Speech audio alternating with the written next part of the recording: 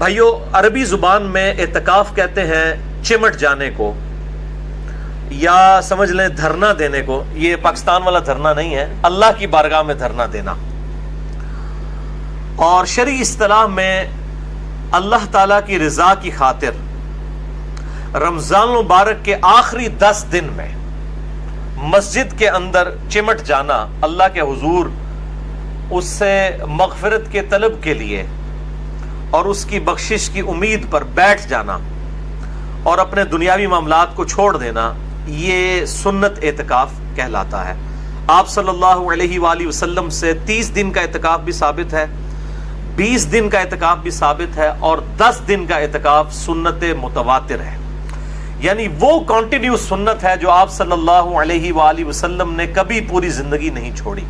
ہمیشہ کم از کم 10 دن کا اعتکاف آپ صلی اللہ علیہ وآلہ وسلم نے رمضان المبارک کے آخری عشرے میں ضرور بالضرور کیا ہے.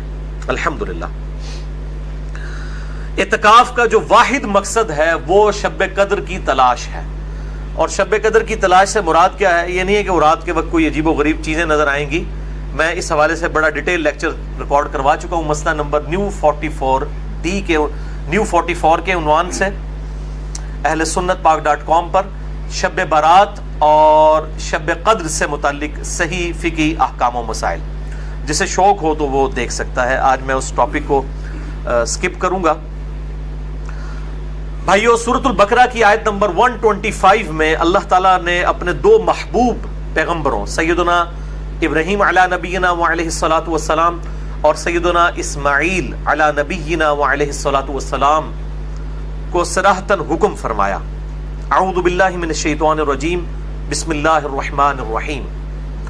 وعہدنا الی ابراہیم و اسماعیل، اور ہم نے عہد لیا تھا ابراہیم علیہ السلام سے اور ان کے بیٹے اسماعیل علیہ السلام سے، ان طہر بیتی للطائفین والعاکفین والرکع السجود، کہ میرے گھر کو پاک صاف رکھنا، اس گھر کے متولی بننا اور اس کی صفائی کا خیال رکھنا.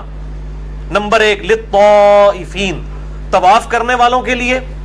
نمبر 2 والعاکفین، اور اعتکاف کرنے والوں کے لیے میرے گھر کو یعنی بیت اللہ کو پاک رکھنا. نمبر 3 والرکع السجود، اور رکوع اور سجدے کرنے والوں کے لیے بیت اللہ کو پاک و صاف رکھنا. اس سے یہ بات پتہ چلی کہ بیت اللہ شریف میں جو اعتکاف کی جو سنت ہے یہ آپ صلی اللہ علیہ وآلہ وسلم کی بعثت سے پہلے بھی جاری تھی. یہ سنت ایسی نہیں ہے جو امت محمدیہ صلی اللہ علیہ وآلہ وسلم میں کوئی نئی چیز آئی ہے، بلکہ یہ سنت ابراہیمی ہے.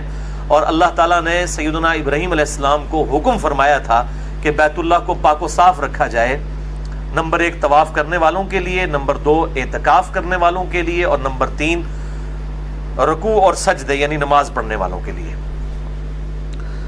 بھائیو، سورۃ البقرہ ہی میں جو رمضان المبارک کے کانٹیکسٹ میں رکوع نمبر 23 ہے، اس میں ایک آیت ہے سورۃ البقرہ آیت نمبر 187 جس میں اشارتاً اعتکاف کا بھی ذکر آیا. وَلَا تُبَاشِرُوهُنَّ وَأَنْتُمْ عَاكِفُونَ فِي الْمَسَاجِدِ، اور اپنی بیویوں کے ساتھ ازدواجی تعلق مت قائم کرو جبکہ تم مسجد میں اعتکاف کی حالت میں ہو. یعنی عورتیں بھی مسجد میں اعتکاف بیٹھا کرتی تھی اس زمانے میں، امہات المومنین بھی اور باقی عورتیں بھی. اللہ تعالیٰ نے حکم فرمایا کہ اگر کوئی میاں بیوی اعتکاف مسجد میں بیٹھے ہیں تو وہ ازدواجی تعلق قائم نہیں کر سکتے ورنہ ان کا اعتکاف ٹوٹ جائے گا. تو اس میں بھی اشارتاً اعتکاف کا ذکر آیا کہ مساجد کے اندر اعتکاف ہو سکتا ہے، یہ سنت ہے. جہاں تک اعتکاف کی فضیلت ہے تو اس حوالے سے صوفیاء کی کتابوں میں آپ کو بہت ساری روایتیں مل جائیں گی، کیمیاء سعادت کے اندر، تذکرۃ الواعظین کے اندر اور کتابوں کے اندر. لیکن ان میں سے کوئی بھی اصول محدثین پر مضبوط روایت نہیں ہے. اس لیے کیٹاگوریکل ڈیسیژن ہے محدثین کا رحمہم اللہ اجمعین کہ اعتکاف کی فضیلت کے اوپر، کوئی پرٹیکولر فضیلت کے اوپر کوئی بھی صحیح حدیث روئے عرض پہ موجود نہیں ہے. بہرحال میرے نزدیک یہی فضیلت کافی ہے کہ اللہ تعالیٰ نے اسے انڈورس کیا ہے اور اپنے انبیاء کرام علیہ السلام کو حکم دیا ہے کہ میرے جو بندے اعتکاف کے لیے مسجد میں آتے ہیں ان کے لیے مسجد کو صاف رکھو. اور اس حوالے سے احکامات بھی احادیث کے اندر آئے ہیں، تو یہ خود بہت بڑی فضیلت ہے. کہ انسان دنیاوی معاملات کو چھوڑ کر پورے پیشن کے ساتھ، پوری ڈیڈیکیشن کے ساتھ اللہ تعالیٰ کی بارگاہ میں حاضر ہو جائے۔ اللہ تعالیٰ ہم سب کو توفیق عطا فرمائے، آمین۔ اس حوالے سے ایک بڑی مشہور روایت پیش کی جاتی ہے جو اہل سنت کی مین سٹریم کی 3 کتابوں کے اندر موجود ہے۔ نمبر 1 المعجم الاوسط امام طبرانی کی کتاب میں، نمبر 2 شعب الایمان امام بیہقی کی کتاب میں، اور نمبر 3 المستدرک للحاکم میں۔ ان تینوں کے اندر یہ روایت موجود ہے، لیکن یہ روایت مردود ہے۔ بڑی مشہور روایت ہے کہ سیدنا ابن عباس رضی اللہ تعالیٰ عنہ کے بارے میں آتا ہے کہ وہ مسجد میں اعتکاف بیٹھے ہوئے تھے، تو کوئی شخص جو ہے وہ ان کے پاس آیا اور اس نے کہا کہ میں فلاں شخص کا جو مقروض ہوں اور میں نے اس کا قرضہ دینا ہے اور مجھے وہ ڈھیل نہیں دے رہا، آپ میری سفارش کریں۔ تو ابن عباس جو ہے وہ مسجد سے اعتکاف توڑ کے باہر نکل گئے اور جا کے اس کی سفارش کی، اور جب اس شخص کے پاس گئے سفارش کے لیے، اس کو پتہ چلا کہ ابن عباس آئے ہیں، تو اس نے جو ہے وہ قرضہ ہی معاف کر دیا، یعنی ان کے پروٹوکول کے اندر۔ تو دوسرے ساتھی نے کہا کہ اے ابن عباس، آپ تو اعتکاف بیٹھے ہوئے تھے، آپ نے اعتکاف کیوں توڑ دیا؟ تو ابن عباس نے فرمایا کہ میں نے اعتکاف اس لیے توڑا کہ کسی مسلمان بھائی کے لیے اس کی مصیبت اور پریشانی کے لیے دوڑ دھوپ کرنا یہ اللہ تعالیٰ کے حضور 20 سال کے اعتکاف سے بہتر ہے۔ اور پھر ساتھ ہی ارشاد فرمایا ابن عباس نے کہ جو شخص ایک دن کا اعتکاف کرے اللہ کے حضور، تو میں نے نبی صلی اللہ علیہ وآلہ وسلم سے یہ بات سنی کہ اللہ تعالیٰ اس کے چہرے اور دوزخ کے درمیان 3 بڑی بڑی خندقیں حائل کر دیتا ہے، جن کی چوڑائی جو ہے زمین و آسمان کے فاصلے کے برابر ہے۔ یہ وہ روایت ہے جو بڑی مشہور ہے، لیکن یہ بالکل جعلی بلکہ جھوٹی روایت ہے، کیونکہ اس کے دونوں جو طرق ہیں، دونوں میں ایک جھوٹے راوی، متروک راوی موجود ہیں۔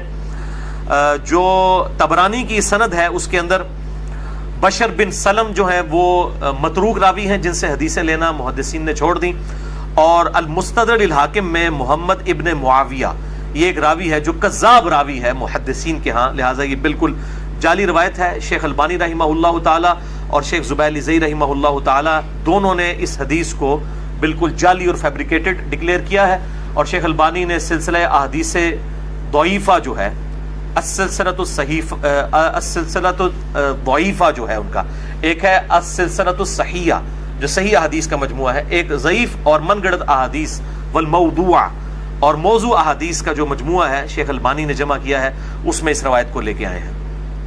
میرے بھائیو، اعتکاف دنیا کی کسی بھی مسجد میں ہو سکتا ہے، چاہے وہ جامع مسجد ہو یا غیر جامع مسجد ہو۔ اب غیر جامع مسجد ہوگی تو پھر جمعہ پڑھنے کے لیے معتکف جو ہے وہ نکل کر دوسری مسجد میں آئے گا اور پھر فوراً واپس بھی آ جائے گا۔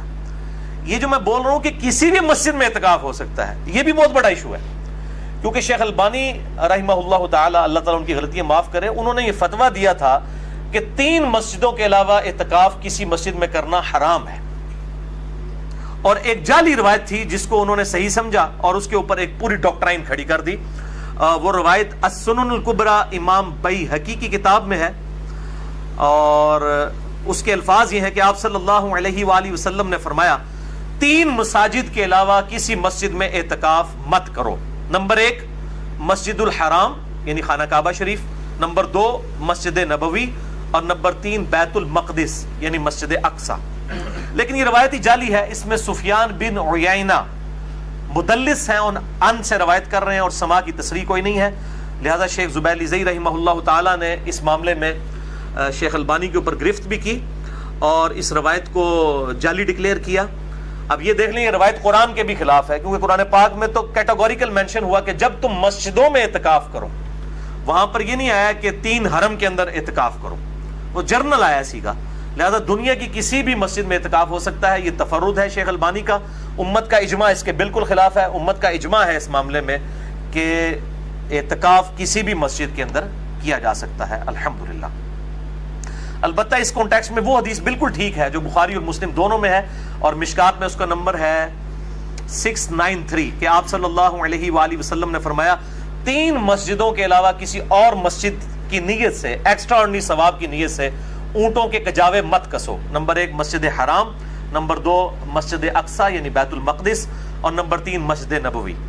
وہ حدیث بالکل ٹھیک ہے، کہ ایکسٹراڈنری ثواب کی نیت سے کہ فلاں مسجد میں جا کے نماز پڑھوں گا تو مجھے زیادہ ثواب ملے گا، یہ نیت صرف 3 مسجدوں کے لیے ہو سکتی ہے۔